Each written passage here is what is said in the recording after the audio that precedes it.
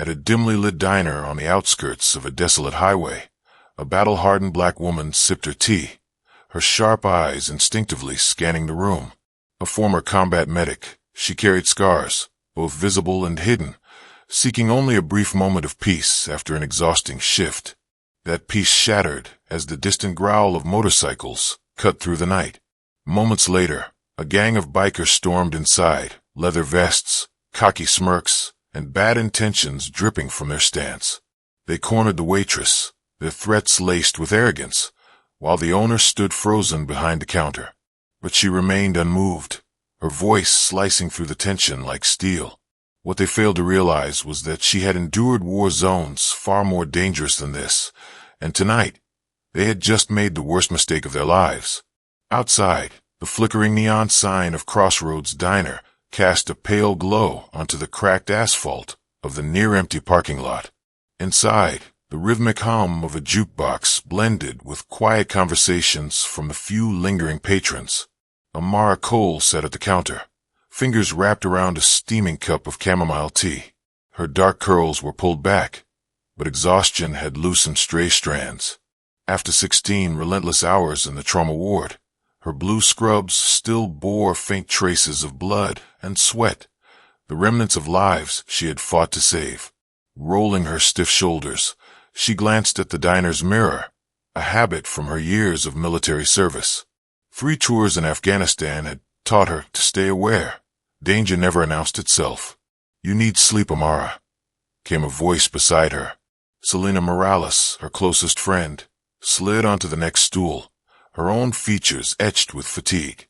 Typically lively and quick-witted, tonight her smile barely touched her eyes. She nudged Amara gently. "You work miracles today. You can't keep running on empty." Amara smirked, lifting her cup. "I'll sleep when I know that kid is stable," she replied, thinking of the teenage accident victim she had fought to keep alive. The diner felt safe, almost like home, until the low rumble of motorcycles shattered the illusion. The vibrations grew stronger, reverberating through the walls as 6 motorcycles thundered into the lot. Their riders dismounted in eerie unison, movements deliberate, like predators circling their kill. Their vests bore a stark emblem, a black vulture with outstretched wings, a symbol that sent an icy current through the room. Then the leader stepped inside. Rex Viper Mercer, head of the Black Vulture's MC, towered over the crowd. His salt and pepper beard barely concealed the jagged scar cutting across his temple. His gaze swept the diner like a wolf picking out the weakest prey. Behind him loomed Tank, his enforcer, a mountain of muscle cracking his knuckles as he approached. The room turned to stone. Even Frank Lewis, the diner's owner, stiffened as he emerged from the kitchen, a dish towel still over his shoulder. "Evening, folks," Viper drawled, his voice like gravel on steel. He sauntered toward the counter where Amara and Selena sat. "Nice little place you've got here. Shame if something happened to it." Frank swallowed hard but held his ground. "We don't want any trouble." Viper's smirk deepened. "Trouble? Nah, we just want a little arrangement. A weekly contribution. Call it protection." Ensuring this place remained safe, Selena stiffened beside Amara, her fingers trembling slightly as she set down her coffee. "You can't just barge in here and—" Tank cut her off, stepping in closer. "Maybe you should let the men handle business, sweetheart." His gaze lingered too long, the predatory gleam unmistakable. Selena shrank back instinctively. Amara's jaw tightened. Her hand slid beneath the counter, fingers brushing the handle of her boot knife, but she didn't draw it. Not yet. Instead, she placed a steadying hand over Selena's and squeezed. "Back off," Amara said, her voice low and firm. Tank hesitated, caught off guard by the steel in her tone. His gaze flicked to her, then narrowed. "Or what?" he sneered. "Or you'll regret it." The room went deathly silent. Tank leaned in, his sheer size meant to intimidate, but Amara didn't budge. She had stood her ground under mortar fire. A glorified thug wasn't about to shake her. Viper stepped forward, sizing her up. "Who the hell do you think you are?" "Someone who's not afraid of you." For a moment, Viper studied her, amusement flickering across his face. Then his smirk twisted into something colder. I like you. He chuckled darkly. Too bad that doesn't mean we go easy on you. He reached for her arm, but Amara moved first. In a blink, she twisted his wrist, applying precise pressure that made him grunt in pain and yank back. What the? Tank lunged forward, but Amara's sharp gaze met his. You don't want to do this, she warned, voice unwavering. Not here. Not with me. For the first time, Viper's cocky smirk faltered. His eyes flicked over her scarred knuckles, her balanced stance, the quiet strength of a fighter. You military? He asked. Amara's eyes narrowed. 3 tours. Combat medic. Tank hesitated. Viper, however, recovered quickly, his amusement returning. Well, aren't you full of surprises? He exhaled sharply, then nodded to his crew. Let's go. As they turned to leave, Viper leaned in close to Amara, voice a low growl. This isn't over, nurse. He smirked. We'll be back. And next time, we won't be so friendly. The door slammed shut, rattling the diner. A heavy silence followed. Selena let out a sharp breath. What the hell was that? Amara finally loosened her stance, but her eyes stayed locked on the parking lot. That, she said grimly, was a warning shot. Frank stepped forward, voice tight. You think they'll come back? Amara's jaw tightened. I know they will. The roar of motorcycles faded into the night, but her mind stayed sharp, already working, assessing the threat, calculating the next move. She drained the last of her tea, her hands steady even as adrenaline still coursed through her. She hadn't survived Afghanistan just to let thugs rule her home. They picked the wrong diner, she murmured. The night pressed on, but the storm was only just beginning. The hum of the refrigerator filled her dimly lit apartment as Amara Cole sank onto her worn-out couch, gripping a half-empty bottle of water. Her scrubs were crumpled, stained with coffee and sweat from another brutal shift. But it wasn't exhaustion keeping her awake. It was the past creeping in.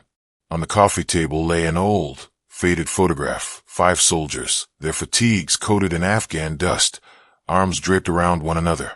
In the center stood Amara, her smile confident, her eyes sharp but different, carrying less weight back then. Beside her stood Daniel Rhee, her fiancé. His dog tag now rested against her skin, hidden beneath her scrubs. Her fingers brushed the cool metal, and the memories struck like a hammer.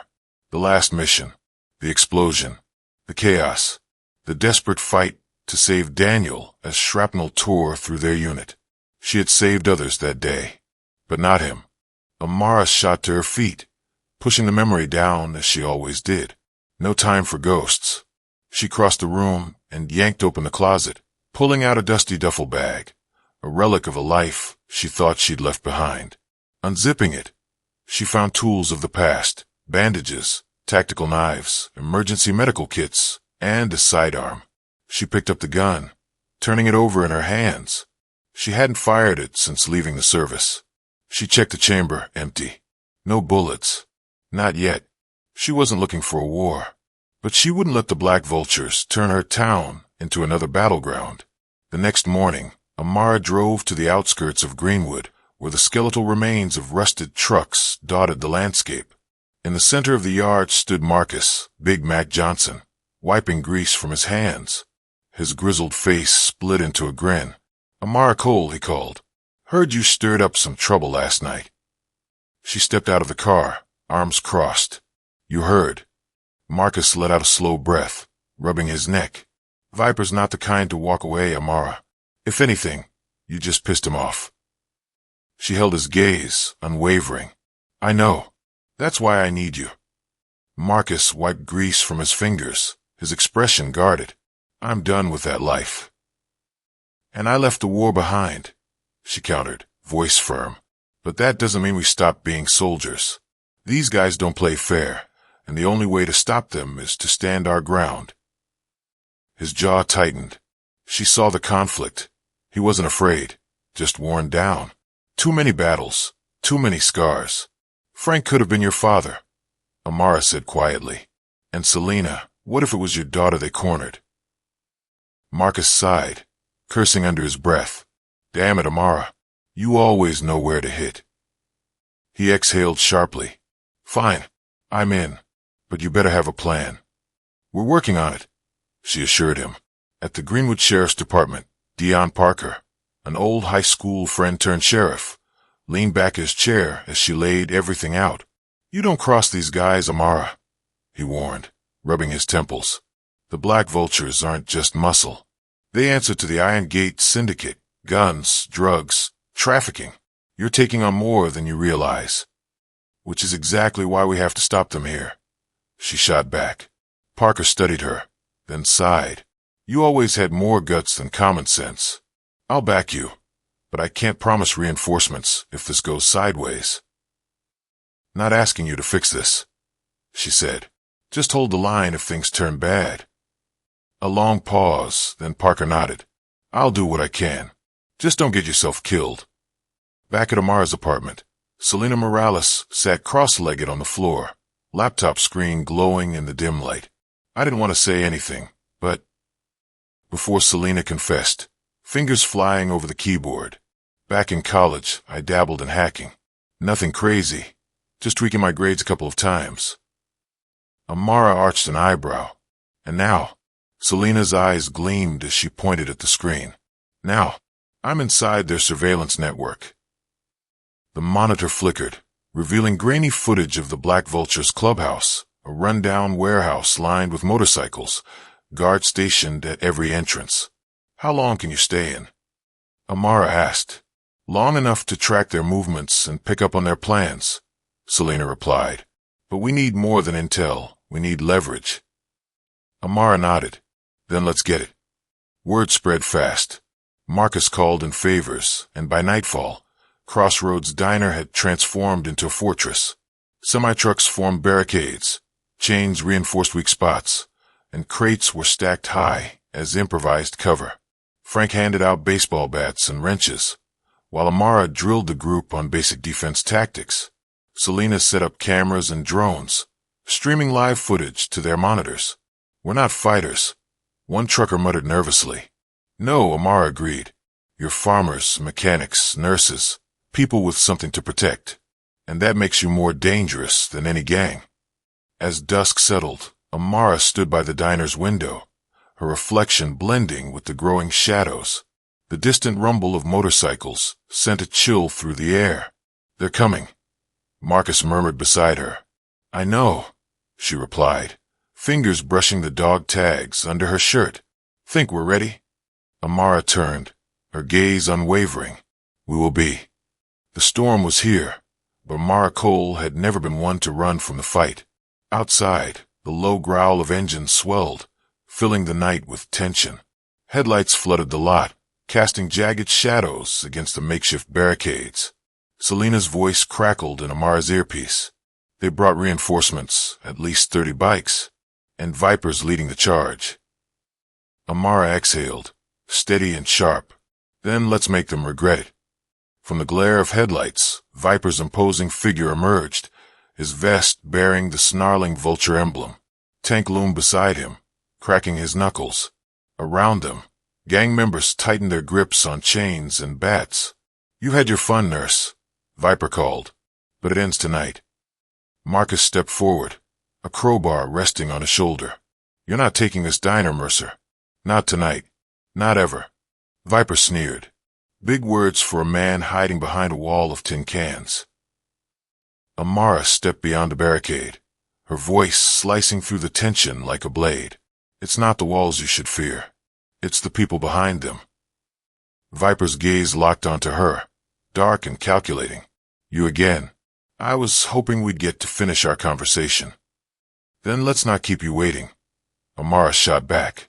The first strike came from Tank, a brutal swing meant to take her head off.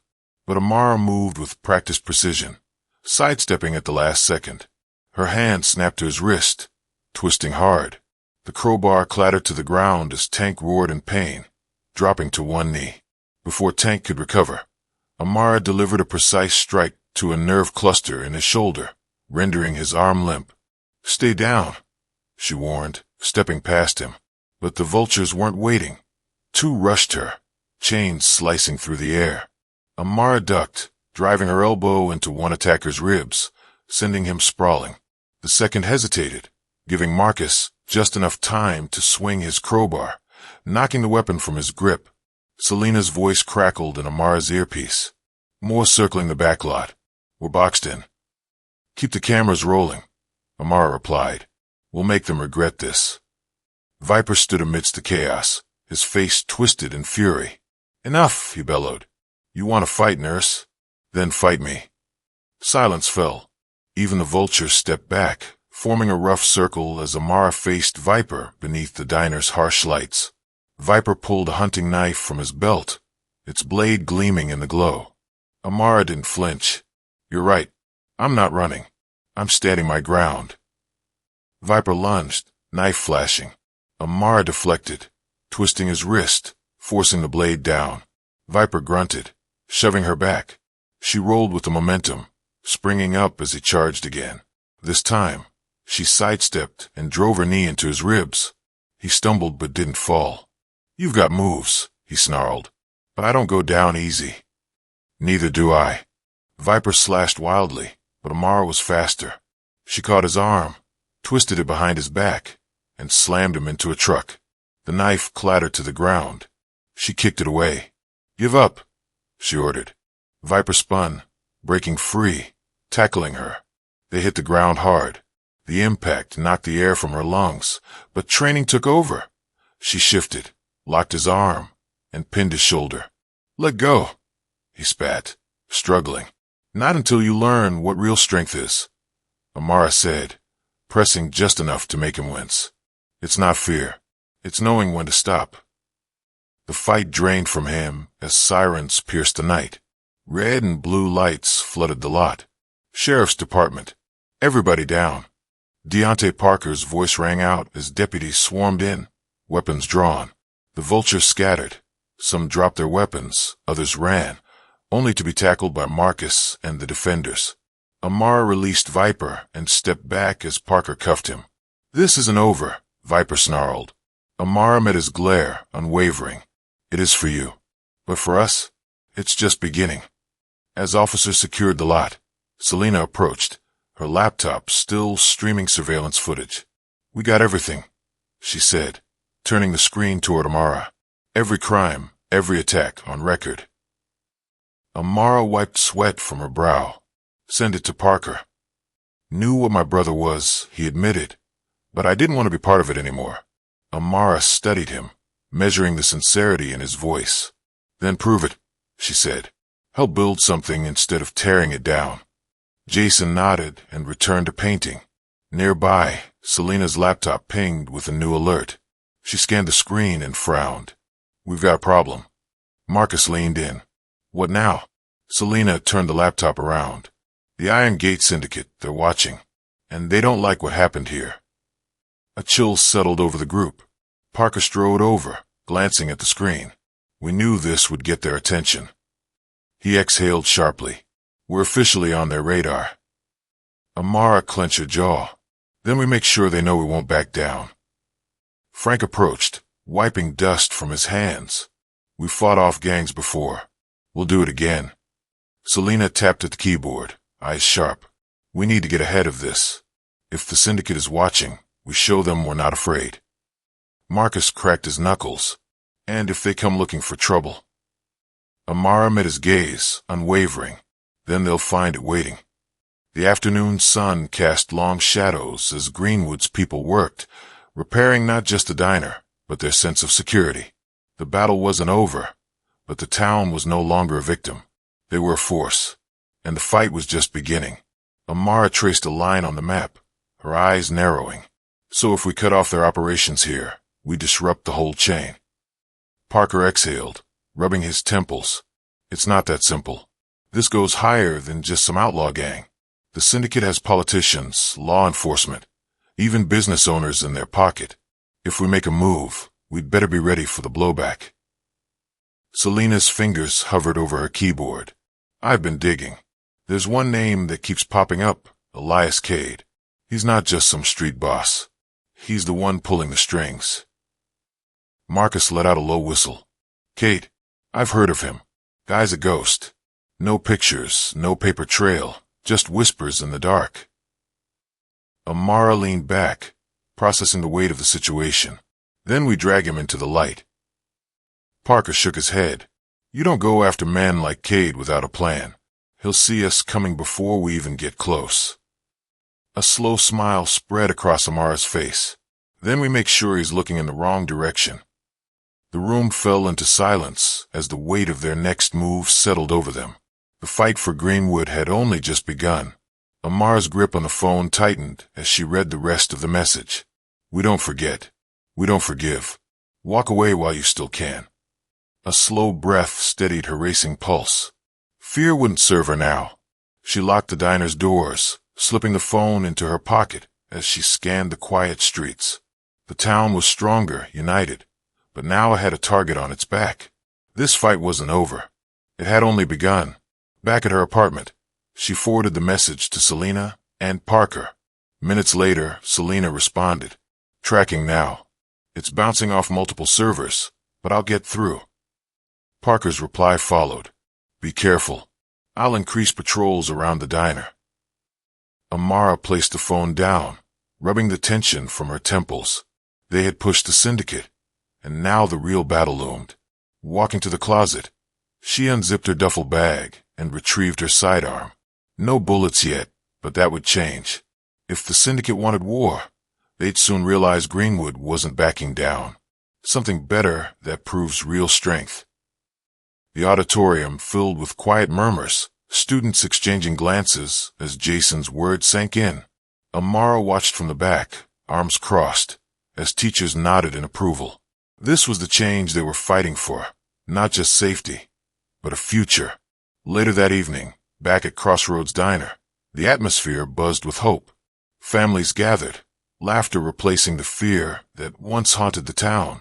The Iron Guard handed out pamphlets for job training programs, while Marcus supervised a self-defense demonstration near the counter. Selena nudged Amara's arm. You see this? We're not just surviving. We're winning. Before Amara could respond, her phone vibrated. A new message flashed across the screen. You should have walked away. Now it's too late.